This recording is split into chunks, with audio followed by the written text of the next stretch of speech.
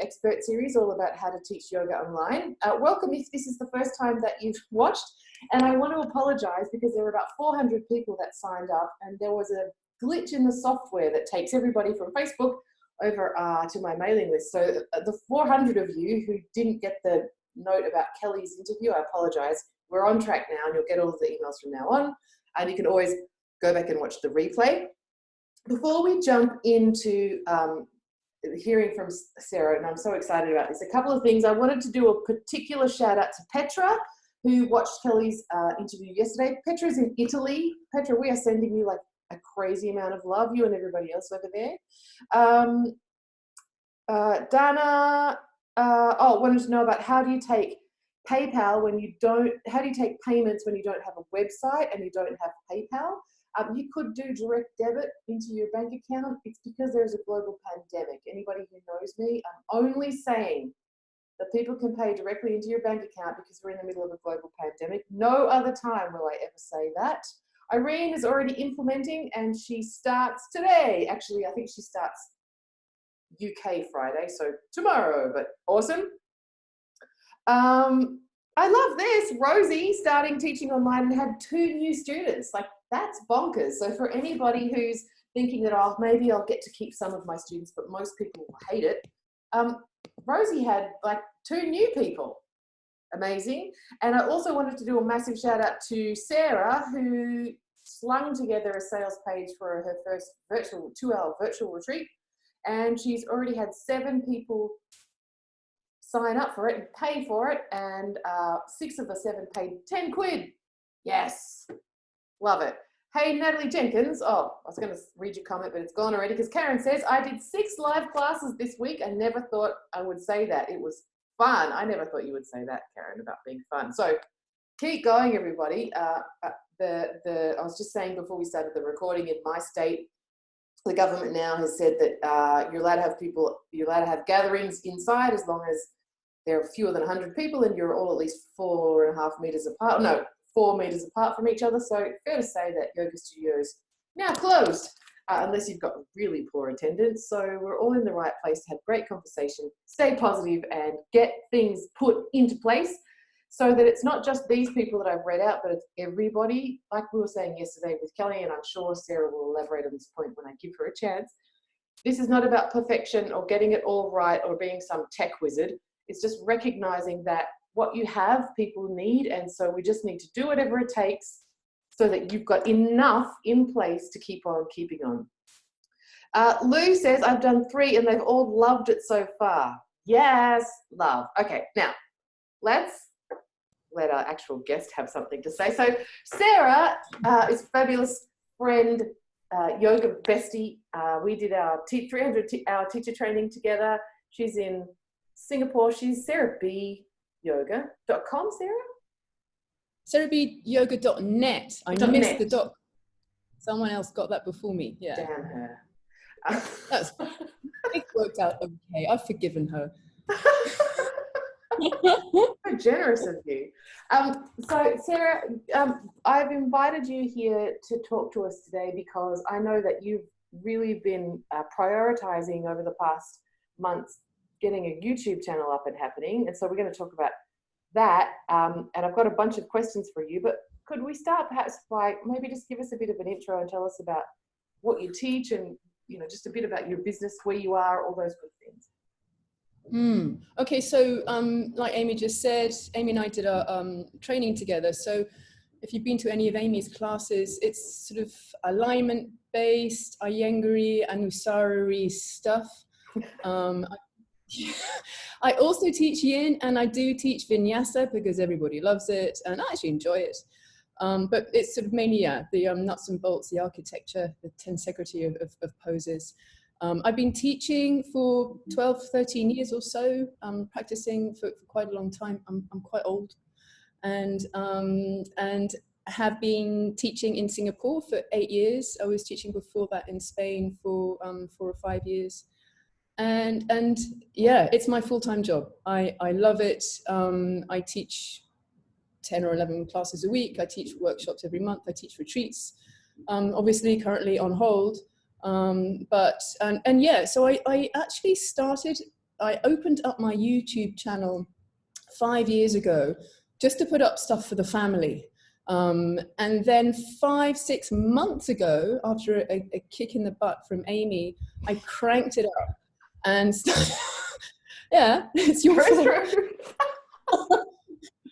And have actually really enjoyed it. It's brought out I love YouTube. It is so easy to use, put stuff up. It does take some getting used to. And you know what? I've made notes here, guys, and I don't want to overwhelm you, but there are a lot of steps, and I've got a lot of really good tips here on how to upload videos, how to make them pretty good, the soft skills, the hard skills that are needed. I'm really enjoying it. Okay, so we're going to keep it to an hour. So my job has to be, it was like this yesterday with Kelly. Yes, my job is to wrangle you all into an hour's worth of delivery. First of all, so that people can stalk you and get a sense of what it looks like, what's the name of your, is it Sarah B Yoga? What's the name of your channel? It is Sarah B Yoga, and that's it. So you just type in Sarah B Yoga. There's a Sarah Beth Yoga, so don't mix me up with her. That's actually the sarahbyoga.com.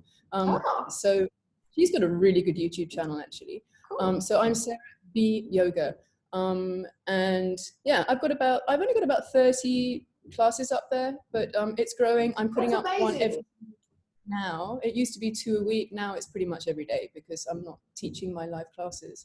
All right. So yeah, yoga. And click subscribe, please, because once you've got 1,000 subscribers and people have watched 4,000 hours worth of your stuff, you can start having adverts and actually start making a pretty good passive income. I know you guys might not be interested in that yet, but if you do enjoy and you go with the role of putting up classes on YouTube, at the moment I'm not making any money, and that's not the reason I'm doing it. I'm doing it so that my students have classes and resources now as they're at home and not coming to my classes. But the long-term knockoff is that it could be in the future, if I can get more subscribers, then I could start making a passive income. There are people that actually make a really good income on YouTube. Okay, so pause. Again, I'm going to do this the whole time. Firstly, if there is anybody who is watching this right now who is not interested from making money while she's asleep because people are doing her yoga, get out. And next, I want to ask some questions and propose some ideas towards the end there about how there might be some short-term ways to actually bring in some money from a YouTube channel, because I think, you know, there are some possibilities there. So perhaps we'll loop back. But I want to, if we can, I sort of thought, and if we don't get through all of your notes, maybe you could take a photo of them and put them into the Abundant Yoga Teacher Facebook group. But I was wondering, maybe we could just start up with, like, to get going, what's the tech that you, like the actual equipment that you use? Okay, so the actual equipment, I splashed out on a really good microphone. I don't think you really need to, but this is the microphone that I bought. I got it on Amazon. Can you see it? Yeah, and it's also for everybody who's done the social media confidence, this is the microphone that's in the members area that we recommend. It's a little bit intimidating. It comes, you've got sort of two, there's a receiver and, you know, a pickup mic, and you've got a tripod there and all sorts of little gadgets and things. When I first opened it, I thought, oh my God, I'm never going to understand how to put this together. But it's fine. Seriously, absolutely not an issue. I just looked on Amazon, actually. It's £150. It's 170 euros. It's not cheap. And I think they've had a rush buy. There are only 5 left. Yeah. But if you can make your room good, you don't need a microphone. But can I also just interject again? I apologize. I'll stop apologizing because I'm going to keep doing it. I follow Govindas on Instagram, the Bhakti Yoga Shala, and he just literally, he does lives from his studio, especially, they seem to be doing a lot now to keep everybody present and whatnot. And he has it's on the phone, and the phone is probably 2.5 meters from where he's sitting. And I think in the short term, it's a bit echoey, but no one cares. So I think take note of Sarah's microphone and put an order in for one, but don't delay because you have nothing and you're literally just recording from your phone, because people need it more than they need great sound quality. Yeah, and I started like that. I only bought a microphone after I'd already put up about 10 classes. Yeah, right.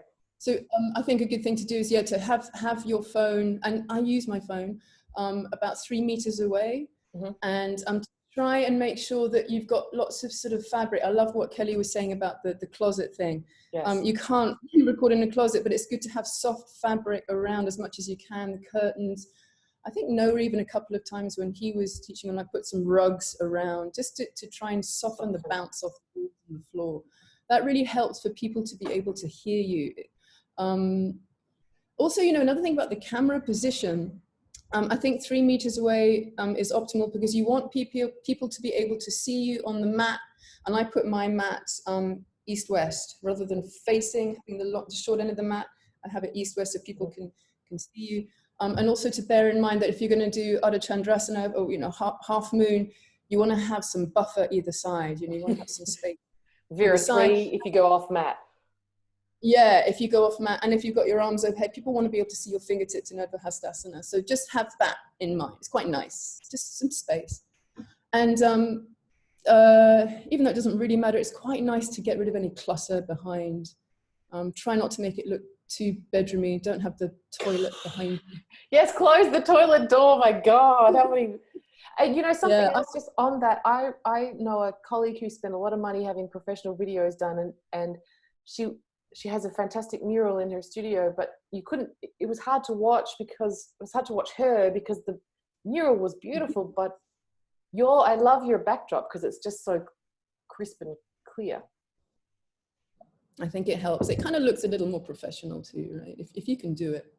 If it's not manageable, then yeah, done is better than perfect, right? Is it your lounge room? Which room is it?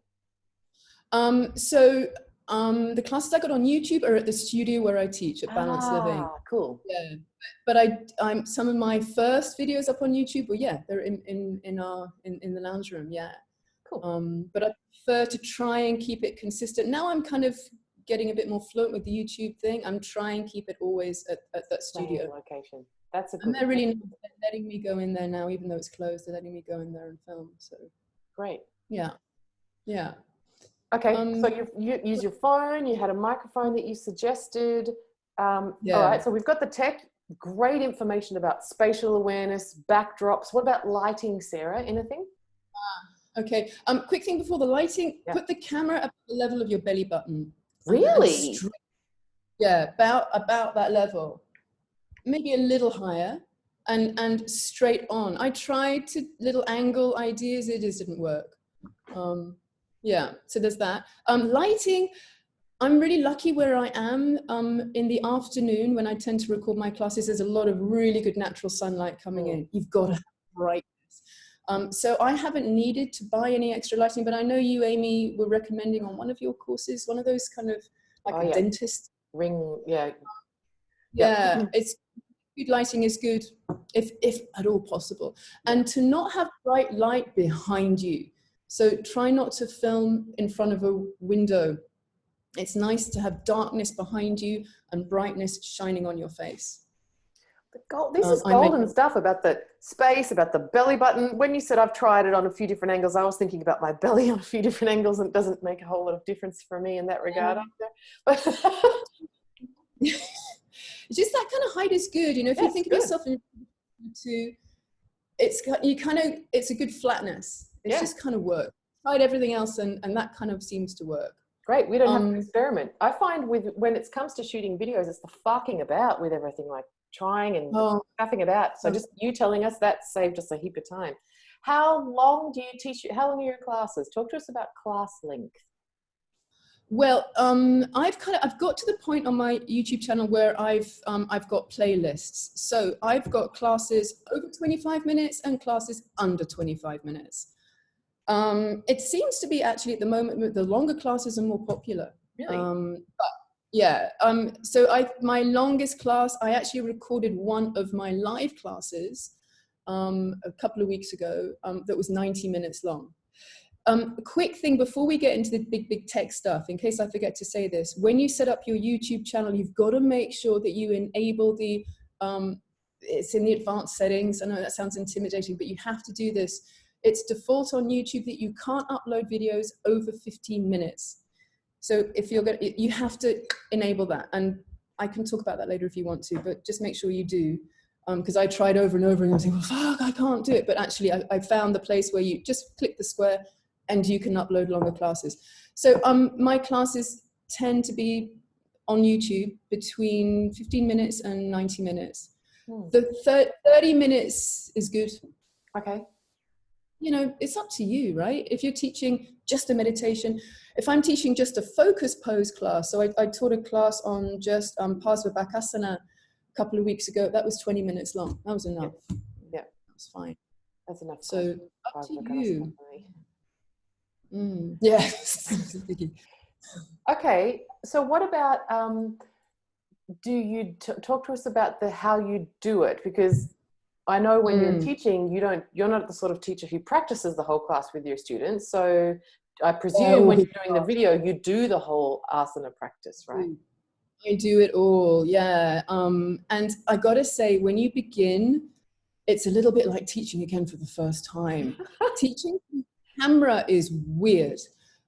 So expect to fluff up a lot at the beginning. What I found really difficult was the left and the rights, because I usually mirror my students, or, you know, I'm not demonstrating, I'm watching them, but I'm really aware of, you know, that's their left side, that's their right side. And when you're teaching to a camera and you're not looking at their bodies, you're looking at a phone. I keep thinking, I lost my left and rights for a while. Interesting. I've got it now. Yeah. But I kind of cued off my own body again, how I used to do when I began teaching. When you're brand new, yes. Yeah, so you got to do it again, and but it's fine. It's quite a nice skill to have, to be able to do it. So yeah, and I still fluff up sometimes, actually. So, and you know, another thing is I got really nervous when I started teaching to the camera, and was really kind of thinking, oh my God, everyone can see this. You know, is my back leg straight? Because I'm demonstrating now all the time, and everyone's looking at me all the time. And again, just experience. You put up a few, and you just think, oh fuck it, it's fine, you know. And you kind of learn to step your feet apart to the right amount and do it really well. So it's kind of like you're doing your own practice with precision and really carefully, as well as trying to make your cues as succinct as possible. Because actually when you're on YouTube, people hopefully are not looking at the screen too much. They're listening to your voice. They're just looking up occasionally. And actually the great thing, my own students have said they don't even need to look at the screen at all. They just listen to my voice, that's great. Which is great. So, and the more people do your videos on YouTube, the more that they'll be able to do that too. But you kind of still have to demonstrate. So bear in mind, if you're tired, just teach a 20-minute class, you know. If you're knackered, don't try and teach an Barguirdjian 90-minute compilation, you know. Just bear in mind your energy level as well when you're, Rosie wants to know, do you mirror when videoing? Yeah, I do. Wow. I do. It's quite hard, but you get it. Okay. Yeah. Okay. Yeah. Go ahead. You know, it's funny. I did a yoga glow class yesterday with Giselle Marie is her name. She didn't mirror, and it was weird. And half the class, you know, on yoga glow, you can see people. Half the class were twisting to the left, half were twisting to the right. And she kept saying, I'm not mirroring you. So twist to the right, even though I'm twisting to the, nah, you have to mirror. You just, no, you know what? You don't have to. If your students are used to you not mirroring, then don't try and do something new on top of what. Hang on, this is bending my brain, because if you're side on to somebody, you don't mirror then, do you? Yeah. I'm straight onto them. Yeah. So if then you would mirror.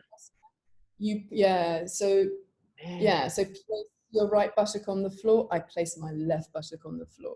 Pick up your left arm. I'm picking up my right arm. And normally I look at my students to see them, and I know to switch. Yes. But when there's a camera, that you've got to just. I practiced in the mirror, you know. Yeah. You know what? Let's not get too stuck on this, but do what you can. It's interesting. Karen wants to know also about Shavasana. I agree with you too, Karen. I would sit up. Do you lie down, or do you sit up, Sarah? You know, I've been thinking about this quite a lot, and I might sort of confuse you and sort of bombard you with stuff. But at the end of a YouTube video, there are 10 seconds that they give you to put up. Have you noticed on YouTube that when you finish the video, there's 10 seconds where boxes come up and subscribe come up, recommended next video, da, da, da, da, da. It's really useful. That stuff is really, really useful. You don't really need to know about that now, but so I have made an outro to a little video that I stick on to the end of my videos that say, please feel free to stay in Shavasana as long as you want. I recommend that you set a timer. I'm going to come out now. Please click subscribe when you've finished. I hope you have a great day. Thank you so much for practicing with me. I like it. So I'm inviting them to stay longer, but I'm coming out. I like it. I've stayed in Shavasana, but it's kind of dead space. It feels a bit odd. And I think that sometimes people are thinking, is she going to come out of Shavasana? It's quiet. Have I missed something? Yeah. Yeah. Is there a glitch with my computer? Yeah, because there's no movement. So I would say that I think probably the best thing is to, at this stage, stay for 20 seconds or so. And maybe just before you go into it, you're saying to them, I'm going to stay here for 20 seconds. You stay for as long as you want. Blah, blah, blah. I hope you enjoy the class. And I mean, I don't know if there's anybody that teaches power. I think that's, I've been to studios where the teacher will leave. Well, they do that in Bikram, right? Like, stay as long as you want, but we're out. Yep. But I think, Karen, probably, Sarah, I'm interested if you agree with this. For those yoga teachers who do like yoga nidra in Shavasana, then you would sit and guide them, for example. Yes, that's a good point. Yeah. All right. Let's go for your notes, because I think you've covered everything with the exception of one thing. Yeah. Well, the setting up of the YouTube channel. Yes. I don't see. There are lots and lots of steps, and I don't want to now give you a lecture on step 1, step 2, because there are like 20 steps. But I will tell you a few things that you can't miss out. You have to have a Gmail address. Yeah. You have to have a Google account. So if you don't have a Google account, go into just Google accounts, and it will come up. And then from there, you basically, you're guided to set up your channel. So if you've already got a Google account, you go to the top right-hand corner, go to your little profile picture, and it'll prompt you to, if you want to make a YouTube channel. You're making a YouTube channel. And then you've just got to go through the steps. And I want to tell you now, there's a really good guy. I mean, the great thing about YouTube is you can you can ask YouTube for videos on how to set up a YouTube channel. YouTube has everything. I mean, YouTube is the second biggest search engine, right? So you can learn, as we know, anything on YouTube. So even how to set up a YouTube channel. There's a guy called Justin Brown who has got a lot of really good videos on the step by step how to set up a YouTube channel. Cool. So if you forget everything that I'm saying, which you will do, go to him. There's the replay. People can go back and rewatch and pause you and take notes and implement and keep going. So have 2 YouTube windows open. Here's one. You can go to point 1, pause it, go to your channel, do the thing, go back. That's what I did. Yeah, I didn't have anyone. Me too. Yeah, it's really good, right? There's so many good resources out. But he's done a how to make a YouTube channel 2020, a beginner's guide. It's good to do the 2021 because it's updated, right? Because YouTube is changing all the time. For example, you now have to, and you have to do this, you have to enable a thing to say whether it's a YouTube video for children or not for children. If you don't do that, you can't upload anything. And he teaches you, he shows you how to do that. You have to do that as well as the enabling the 15-minute length and longer uploads as well. What else? Yeah, so Justin Brown is good. And once you get good and you want to maybe learn how to do branding and thumbnails and trailers and put up social links and so on, there's a guy called Brian Dean. He has really good tutorials on how to polish up your YouTube channel. If you're interested, if you get the bug.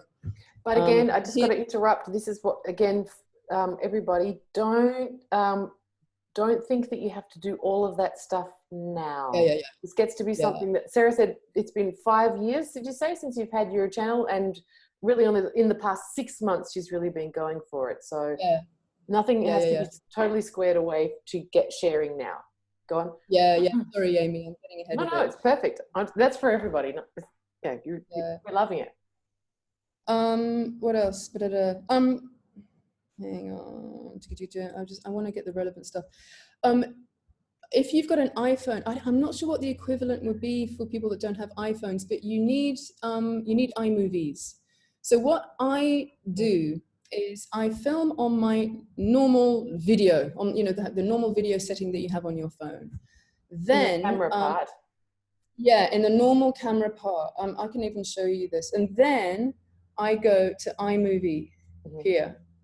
And then it says create a movie. So that I then go to upload whatever it is that I've done, and I put it in. I'm not going to show you this actually because it's going to be too much, but you have to use iMovie because usually when you video a class or whatever you're videoing, there's the beginning bit when you're at the camera pressing around the back, and then you go back to the mat, get your hair. You don't want your that undies. on your, yeah. And at the end, does that work? You've got to chop that off. And you can do that in iMovies really easily. You just split it. You can you can also edit that off in the camera function. You can just drag that down. Doesn't always work very well, but yes, I've given up doing that. For people who are like, oh my God, for me, I can't edit movies in my phone because my hands and I need a keyboard. So it's also, you can just do that. You can do exactly what Sarah said, but using the iMovie on your computer. And then there's a share function in iMovie that shares directly to your YouTube channel to upload it. Which is great because with the phone, you have to edit in iMovie and then put it back onto your normal photo setting. Okay. So it's taking up a lot of memory. Yeah. So I've had to delete a load of stuff in order to do that. So if you can do it like Amy just said, from your computer, from iMovie straight to YouTube, brilliant. Then you're not cluttering up your phone with memory. So yeah, do that.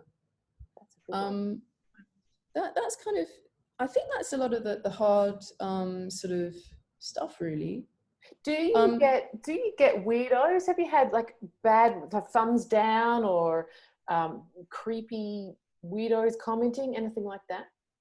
I haven't yet, but you can turn off comments. If you don't want people to be able to comment, you can turn it off, and you can delete certain comments.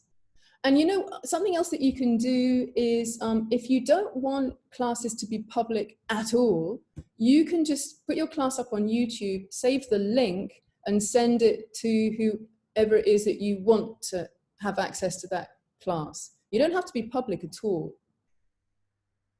Actually, when you set up your channel, you're given the choice between a private channel and a public channel, a little bit like Instagram, right? And you can switch between the two at any time. And if you do have a public channel like mine, I don't think it's called a public channel. I think it's called like a branded channel or something. It's really clear when you set up how it is. I wrote it down here somewhere now. I can't find it. Yeah, so you can choose, and even if your channel is completely public, if there are certain videos that you only want certain people to see, you can make it private. So sorry, go ahead. I'll interrupt you then. And just click on the link, the URL, and send it to whoever you want to. So that can be a way then for people. That can be one of the ways to think about monetizing these videos. That for a limited time, maybe they're just available to people who have purchased them. Maybe you get, maybe it's $5 and you get to like rent a class or something. Yes. Thanks. Yes. Yeah, I hadn't thought of that. It's good. What else you got? Yeah. This is great. Who else is typing yes into the chat if you're loving what Sarah's, all this goodness, so that you don't have to like figure it out. She's just told us about some killer resources, exactly how to set up your camera. Super useful. So yeah, there are two channel types. I found it now. So there's the channel for myself, it's called, and the channel that is the branded channel, and you can switch. You do need, when you're setting up, you need to have photos. That's Yeah. called the channel art. They call it put up your channel art. Don't be intimidated by that. It's just photos. And I think it's quite a good idea to have your profile picture to be the same one that you have on everything else, right? Preach.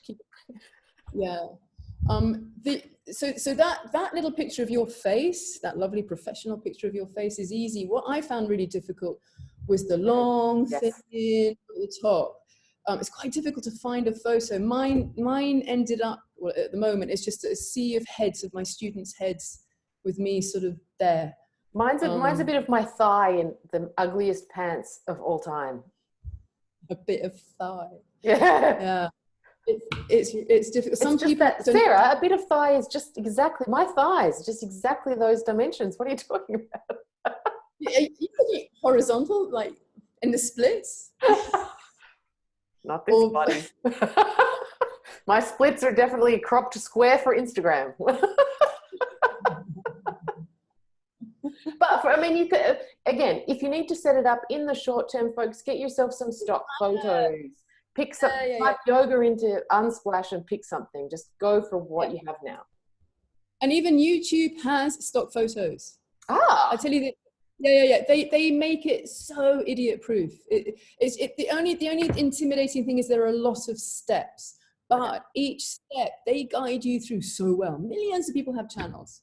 And also, we're trained to give and follow steps. It's like yoga, like turn your right foot out, bend your right knee to a square, la, la, la, la, la. We can do it. It's a recipe. Yeah. And if you're stuck, you can just go to one of these guys, Justin Brown or Brian Dean, and have a look at their stuff and press pause and play around and tweak it.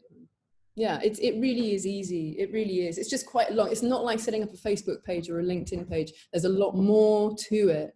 But it really isn't hard. It really isn't. All right. Yeah. There's lots of great questions that are coming in, Sarah. I'll read them out if you like, so that I can just manage to wrangle the scrolling thing. Louise says, what was it you said about a ring light or something? Oh, we're just talking about, I think it's what it's actually called, but if you type into eBay or Amazon, like photo light or video lighting, you'll see it. It's a round circular thing with a hole in the middle, a little LED thing. Shavasana, we got to that one. How do you get your video from your phone onto your computer? You can airdrop it, you can send it to yourself, you can save it to Google Drive or Dropbox. Or you just upload from your phone. I do it all from my phone, actually. So I've got a YouTube app. Yeah, so I just go to my YouTube app and click on the little video camera, and then I choose from my phone which video I want to upload, and that's it. Hannah has a foot fetish stalker. I think I've had her. Danny's had her. Haven't you? Danny, did you get that foot fetish person on Instagram? Sarah, have you had a foot fetish stalker yet? Not yet. You haven't hit the big time. Rosie says her insurance says you can only do online classes 1-to-1. All right. Airdrop, yes. Okay, Lynn wants to know, do YouTube videos play well in Facebook groups? What do you think of, Sarah? Got an opinion about that? I haven't, you know what? I haven't tried. Whenever I put up a new video, I announce it on my Facebook page with a link. And it's just a link. And actually, it's a link with a photo that comes up, the thumbnail that YouTube has chosen. I wanted to talk to you a little bit about thumbnails later, but not very important. But yes, I just put the link up onto Facebook, but I don't think you can play it on Facebook. You click to YouTube. Because they don't like each other. They're not. What is it? Oh God, Montagues and the Capulets. They're not down. Yeah, it's Google versus Facebook, right? Sydney versus Melbourne. Yep. LA versus New York. Yeah. Yeah. So I put everything up on LinkedIn as well, but people have to click on the link and then go to YouTube. Louise says, on computer I've only the inbuilt camera. That's fine. Use your inbuilt camera. It's fine. Totally fine. Do I just plug my phone into my computer to transfer the file? I don't think so, Pam. I think you need to send it to yourself somehow. Sally Ann says, is there a limit on how much you can put on your YouTube channel? You've got a gazillion videos. Sarah, what do you say about storage? How many can you? Yeah. No, there's no. People have hundreds and hundreds. Look at Yoga with Adrienne. She's yes. Yeah. 6.3 million followers. I think she's put up about 600 videos. How much money do you think she makes? Oh, she makes a good full-time living just on YouTube. I love it. Oh yeah, she makes so much money. I mean, 6 million, flipping heck. But she's been doing it for so long. Like this, we'll talk. I'll make sure we leave time to talk about monetizing. But like you're saying at the start, it's about that long tail for things like YouTube videos. Claire wants to know, does YouTube own your videos? Do you know the answer to that one, Sarah? I have no idea. Sorry. I presume they do, Claire. I think that's kind of how it works with social media platforms, but I don't know. Hannah wants to know, do you attach the mic to your body or is it in the room? Oh, now this is a good question. No, it's on my body. I clip it on here and the wire goes inside my t-shirt, and then I wear a little, the transmitter here. It's good to put it on your hip rather than the front or the back, because if you're going to do prone or supine poses, yeah, it can be a little bit, you've got to be aware of the scratchiness that could happen. You're kind of, you know, moving around a little bit. And if you're, you know, this microphone as well is quite good if you are filming outside. They've got a fluffy little thing you can put on top that stops the wind. But yeah, the wind from being outside, not apanasana. Yeah. Can't help it. Can't help it. I've got to do like these dad yoga jokes every now and then. And it's Bluetooth. Yes, it's a transmitter. Yeah, you haven't got wire. Oh, you know, yeah. Rosie poses another question about insurance. Rosie, I'm going to not talk about it simply because Sarah and I aren't qualified to sort of give legal and insurance advice. So I think it's an important thing to consider for sure. And thanks for raising it. And I think there is a thread happening in my Facebook group on this topic at the moment. I know someone in my mastermind group posted up something about her British wheel insurance, but maybe have that as a group conversation rather than Sarah or I advising you, as neither of us are in the UK. Anyway, and we're not qualified to give legal advice. Not that we don't think it's a good question, it is, we just can't answer it for you. Carrie wants to know about Vimeo. What do you think about Vimeo, Sarah? Do you use that? I think you can answer that better than me. Sure. I don't really use. I don't use it for. I only use it for private videos, Carrie, and I use it so that the reason that I like it is YouTube is free, Vimeo is paid. YouTube, when it finishes, the ads come up. Vimeo, when it finishes, the ads don't come up. So that I like Vimeo because if it's embedded on my website and people are watching something, it's not going to finish up and suddenly there's Tony Robbins walking across coals or something. Can I say a quick thing about YouTube and ads? Yeah. You have an option to select whether ads come up or don't come up. It's a better idea that you select the ads do come up. Otherwise, they're not going to feel motivated to put your videos up on people's searches. Yeah. So ads, yeah. Could you hold your mic up again so that people could jot down the name of it, Sarah? It is the CVMWS50. Yeah, sorry about that. It's not you. It's a bit. It sounds just more impressive. And if you want to know what it sounds like, go to my YouTube channel. I've just put the link up to it there, actually. Oh, great.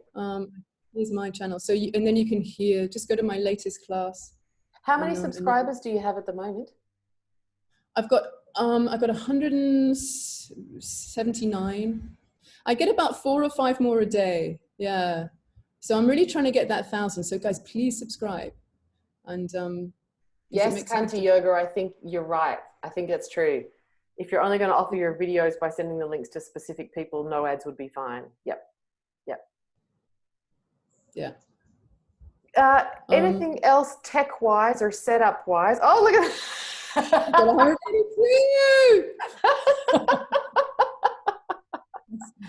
I love it. And Thank you. folks, like, watch Sarah's classes, do them, because she's a great teacher, and doing classes with amazing teachers is really important for all of us. So take Sarah's classes as well, because she's the business. Take the more recent ones. The other ones, the old ones are rubbish. They're left in the right. Watch some of the old ones to feel better about just doing it anyway. With the no money. Yeah, oh dear. Okay, Dee's hustling us up to segue into how do you make money from it. So let's do that conversation then. I was thinking about this. The reason that I got Sarah to come talk to us about YouTube is because she's exactly as she's demonstrated. She knows how to set it up. She's talked us through the nuts and bolts and really smart considerations so that we don't have to faff about. But for right here and right now, Sarah, you're currently not using your YouTube for immediate money generation. Is that right? Yeah, correct. Yeah. So what's your longer term strategy then in terms of the business outcomes? That's the advertising when you get to 1,000 subscribers. Yeah, I mean, I'm very interested to hear what you have to say about short-term stuff. But for me, because I don't know, long-term stuff, yeah, I mean, it would be really nice if I can start to make the channel look more gorgeous cosmetically, because that really does make a difference to people wanting to subscribe to you. But obviously, the content, my classes have to be really good as well. But I'm hoping, yeah, to get over 1,000 subscribers and then possibly more. Apparently once you've got over 1,000, it then snowballs and you can get 2,000, 3,000, 4,000 pretty quickly. So they say. And then you can change a few things back office so that you can have adverts onto your channel. And if people click onto those adverts, you get money, you get paid, you set up links to your bank account and so on. It would be really nice. It would be really nice to, yeah, so someone's put here 1,000 subs and in a 12-month period, 4,000 hours of watch time. Totally so yeah, doable. Yeah, I think doable. I think I possibly can get there by December. It would be nice. So yeah, one of the things that I remember when we had a videographer come and talk to the Keep Growing Mastermind, I think Amanda, you were there for that one, where she talked about wearing bright clothes. Like her job was actually editing yoga videos and other things, and she talked about that it was like a factor of 10 the watch time of yoga teachers who wore bright clothes as opposed to yoga teachers who wore dark clothes. So for people like me who practice all their yoga in black unless they're at a photo shoot, I wouldn't get watched. But if you're one of those bloody Singaporean yoga teachers with your fancy pants and your bright t-shirts, then you'll get lots of watch hours. So that's something else to consider. All right, so I've had some, that's a different type of subscriber. You can have all of them, Sarah B. Yoga. Oh, that was stern. I don't have any judgment. I'm just not kidding myself that I'm ever going to make money from that type of yoga. Ain't nobody want to see Amy's glutes leaking out the bottom of her yoga shorts, let me tell you. So I was thinking about how do you make this, cash positive in the short term. I think one way is you just use the private function of YouTube as a hosting platform so that people can go watch your videos and do yoga at home, and you call it on demand rather than virtual classes because they're not happening live, they're on demand, and that's how you sell it. I think you could also do something perhaps as a medium term thing of like setting up a Patreon account and telling all of your fans, and even maybe putting it in the descriptions of all of your classes, that if people enjoyed your class, they could sign up and support you through Patreon. So Patreon is a platform where people make, oh good Karen, I want to ask that question too, where people make recurring donations to you, and it was set up for artists to be supported, writers.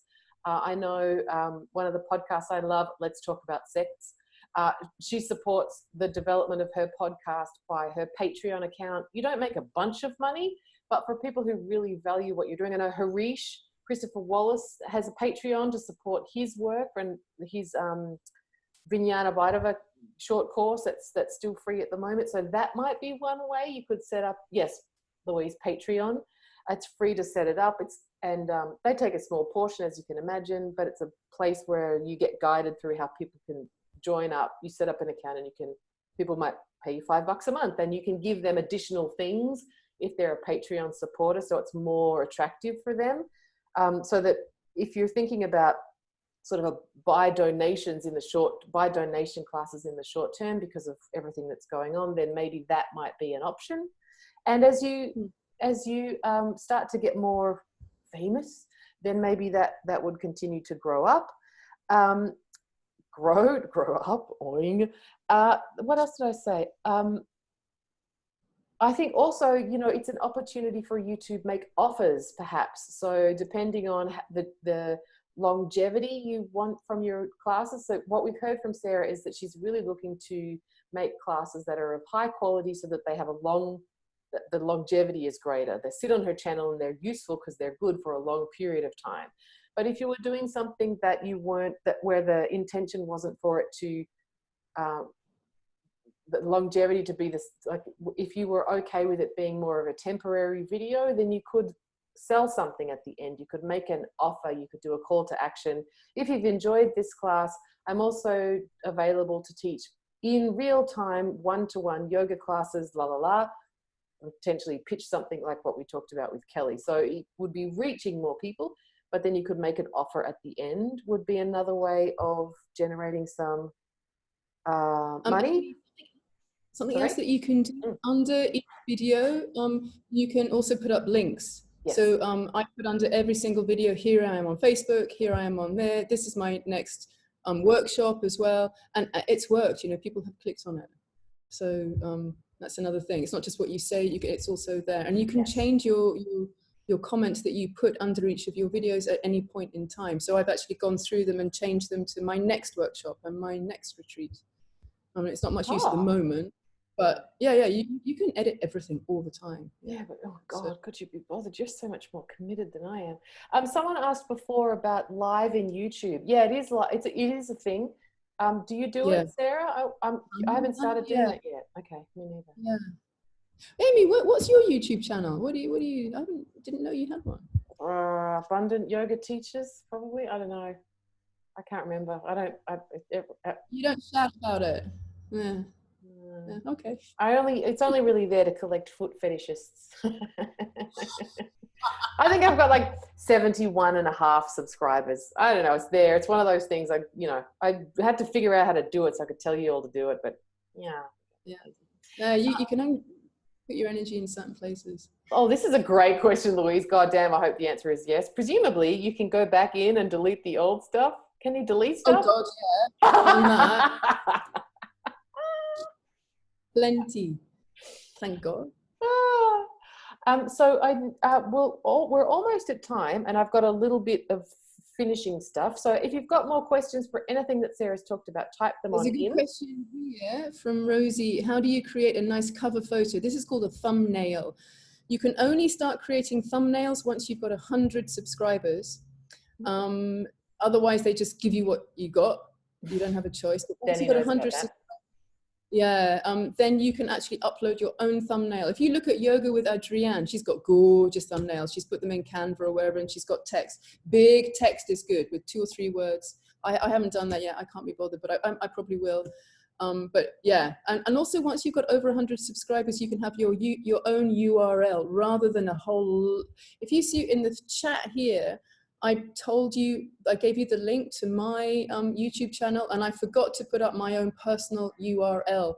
So you just see a load of numbers, but I do now have, which is just youtube.sarahbyoga. It's very nice and neat. I agree with you, Hannah, on that one. I'm pretty sure I've got, when I could be bothered, I've got thumbnails on mine too. So, but maybe, you know how I think I've got my thumbnails though? I think it's because I put the thumbnail on as a slide at the start of the video on YouTube. In iMovie, and then YouTube's just made the thumbnail as the first screen of the video. Oh, all right, cool. Check it out. Thanks, Hannah. Okay. Yeah, that's what I did, Rian. Exactly what you just said. Yeah. Yes. While you're typing in your final questions for Sarah, I just want to say, Sarah, we are 2 for 2 on this series with dogs making an entrance in the background when their owners may not be aware of dogs making an entrance in the background. So congratulations. I love it. Go on again now. Lovely. It's a really hot day here, so she's kind of, yeah. low level. Bless her. Anyone else? Yeah, Steve has left. He's deserted us. He's taken his kids off to the bedroom. Lynn's are at her feet waiting for dinner. You know, cat people, don't feel excluded. Or rabbit people, or people with fur allergies. Give me one. Okay. Okay. Oh, there. Okay. Postman. It's the postman. It's all right. Got someone.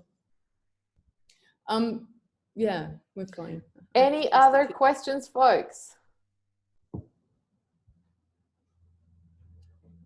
Is there any closing things or anything you want to share? I mean, just also another thing is, if you're uploading in sort of for public, try and make it on the same day each week, once a week, Monday and Thursday, or whatever. It makes a difference, and let people know. I upload on Mondays. It doesn't have to be a particular time of day, because remember, it's global. There are world zones, so. I try and upload on Monday and Thursday. I'm going to get more, at the moment I'm uploading every day, but I'm going to try and keep it always to Monday and Thursday. Those are good days for me because I'm a little freer. And I actually, on Saturdays, I'm quite free to record 2 classes, and then I'll upload one on Monday and one on Thursday. And people learn to expect it. And if they subscribe and click, then they get an email to tell them that you have just uploaded. Wow. Yeah. An email, they get an alert. Yeah, I upload to quite a few different channels and get pings and yeah, alerts. Yeah, you can get an email if you want. Great. Yeah. So just again, people can go back and watch the replay and take more notes about the specifics, but I think these points that you're making in closing are powerful. Be consistent, and once you've done it, share the hell out of it. You mentioned earlier that you share it on your Facebook page. You always share it in LinkedIn. Do you think that how many of the subscribers that you have on your YouTube channel do you think are your current students, and how many are people that you don't know? It's a good question. You don't know who's subscribing. I would kind of guess about 50-50. I also, when I upload a new one, I email everyone on my email list. Yes, I get those. Everybody. She's really good at them. Sign up for her email list if you want to see how good she is at those emails. They're good. And I also encourage people to share, because I think sometimes, especially on Facebook, people aren't sure whether they should share or not. So I say, please share. Share to your friends. It's fine.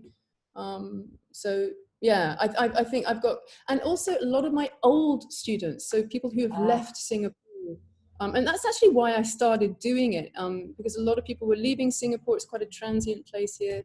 A lot of foreigners come and go, and they said, look, I'm going back to the States, whatever, but I still want to do your classes.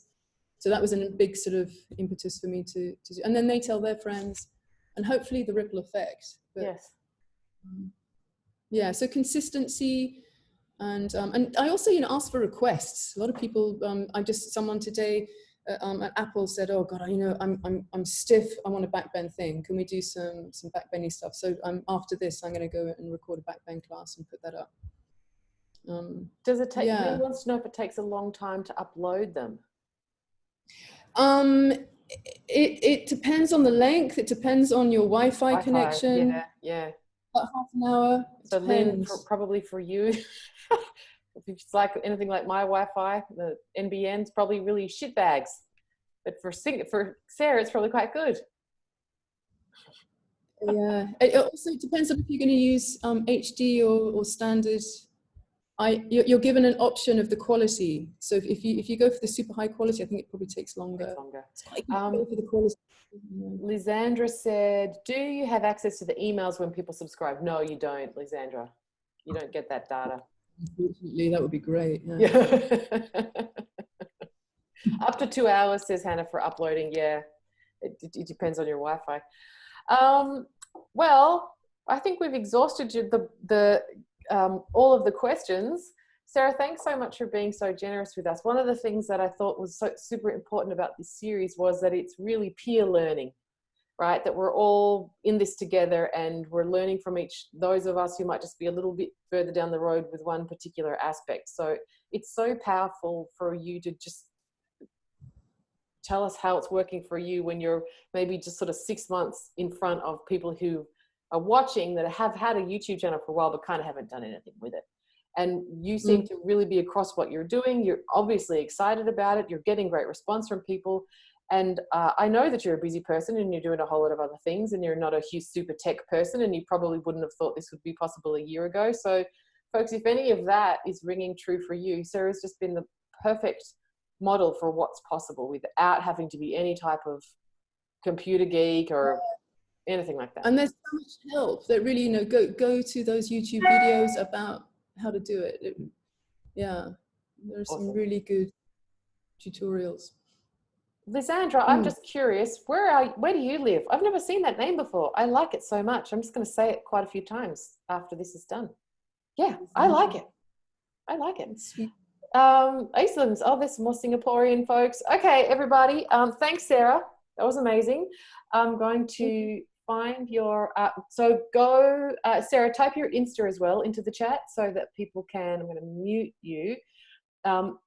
Folks, do go follow all of my guests because I think they're all doing great things. And now that you're meeting them, you're no longer allowed to do any type of compare and despair comparisonitis. These are simply just your friends doing what you're doing. And when you follow them, it gets to be inspiring and gets to lift you up as well. I don't know if this is going to work, but I wanted to try and play you 2 Insta messages that I got.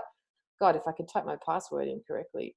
This is what happens when you eat all of your COVID-19 snacks for 3 weeks on the first day of being on solo retreat.